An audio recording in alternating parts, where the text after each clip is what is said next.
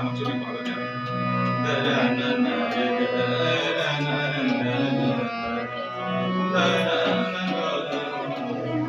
কিন্তু কিসের হয়েছে অথচ গানটা কীর্তনাঙ্গ রবীন্দ্রনাথ যেভাবে গানটা লিখলেন সেটা কিন্তু একটা দেশের গান হয়ে গেল, স্বদেশের গান।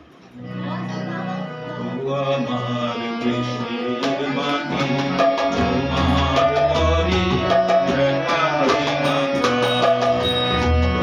আমার দেশের মাটি তোমার পরে দেখাই না তোমাকে